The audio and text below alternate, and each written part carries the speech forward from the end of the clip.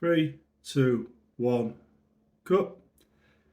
I know what you're thinking. You're thinking, how can I know so much about Starfield? Because it isn't out yet. How can I possibly know how it would work? Let me explain. Morrowind had NPCs, locations, cells where internal locations were made, spells and weapons. Oblivion had the same thing. Skyrim had the same thing. Fallout 3 had the same thing. Fallout New Vegas had the same thing. Fallout 4 had the same thing. You see where I'm going? Now, if you're talking about Starfield and you compare it to Morrowind, a location in Morrowind is probably going to be made exactly the same way as a location in Starfield, except for one would be using a nav mesh and the other one would be using a much older system for laying the groundwork where the NPCs were allowed to walk. Otherwise, they'd be trying to walk up walls or walk into doors. So, other than the nav mesh, which changed for Skyrim and Fallout, it'd be the same. Weapons work the same way. I don't know if you've noticed, but in Oblivion, or not Oblivion, in Morrowind, you had like longer weapons, so you could hit things at a distance. Right, all that meant is you could be further away when you attack something, or they could be higher up and you could still hit them. But it's done on a percentage basis. You roll, let's say, D100 dice, 1 to 25, you hit. If you get a 1 to 5, you've got a critical hit. You get 26 or over, you've missed. So you go whack, dice roll, whack, dice roll, whack, that's a 6, just missed out on a critical hit. Whack, that's a 24, that's a normal hit. Whack, that's a 3, that's a critical hit. Whack, that's a 40, you've missed.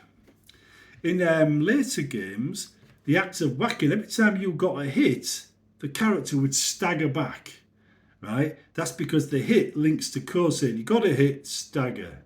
So it makes it look like you physically hit the character when actually you haven't. It's still a dice roll. You know, you still dice roll, dice roll, dice roll. Now, as the games went on and got more complicated, Bethesda refined that process and started adding more parameters to it. So, you know, your skill, your ability to hit, the damage you cause, the weapons and stuff like that, pardon me, all started to get added. So if you had an improved weapon that had a damage ratio of an extra 10% damage, it would be factored in, right? So improving weapons and things like you do in Skyrim would suddenly make this a little bit more interesting. So you can see the improvement from whack, whack, whack, whack, whack in Morrowind to whack in Skyrim. You can see the difference. You see how it proved. The chances are, you know, Starfield, I'm going to say No Man's Sky then. So Starfield is going to be done exactly the same way because they've always done it that way. Just be slow improvement. The difference is there's going to be laser guns in Starfield, so it's going to probably be closer to Fallout. But I don't know if you've noticed, but in Fallout and even when using bows, you can hit something and not damage it.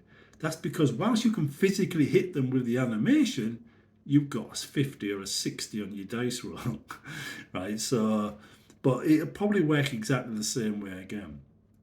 The only thing we can't really predict is space flight because flying dragons in Skyrim wasn't really under your control. You just told it to fly from A to B and ordered it to land. It wasn't like a Spitfire or a biplane or a spaceship.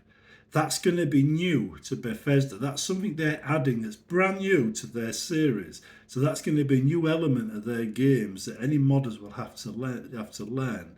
You know, it says it might make a difference, especially if they do like maneuverability, and you add a mod, or not a mod, but a part to the spaceship, which is what they can do. This is what they've said you can do, which makes your ship a little bit more maneuverable. Instead of being slow and bulky, it's a bit faster at flying around. Right, then you'd have to learn that system as well, but that will be different. But many other areas of the game might be exactly the same as other games. Like for instance, when you're making a quest, you have an NPC speak that quest. It then triggers a script, which then enables things like bad guys' locations, to directions to wherever you want to go using the pointer and stuff like that. This will probably be exactly the same. You walk into a door, unlock the door, walk in, that's going to be the same. If you actually go to, say, Skyrim and you walk into some of them caves and you get that transition as you walk into the cave, that was fairly new to Skyrim. Chances are that will be back in Starfield. Again, they've done it before. These aren't. None of this is incredibly complicated or hard, to figure out. This is just the way the game works. Speaking as a modder who's modded many Bethesda games, the reason why I can go from one game to the other without much effort is because they are basically all the same. Now, before people start saying, "Yeah, the engine's outdated, needs replacing," no, it doesn't. One of the advantages of Bethesda's games is you can take items and just place them in the world, and you can interact with those items because the code is built into the object already in the editor. It doesn't need to be placed and scripted individually.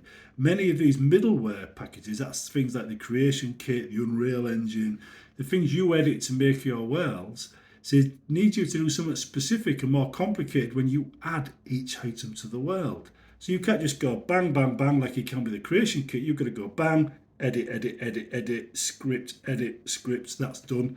Bang, edit, edit, edit. So when you place in a coin, you've got to make sure that coin can fall off the table.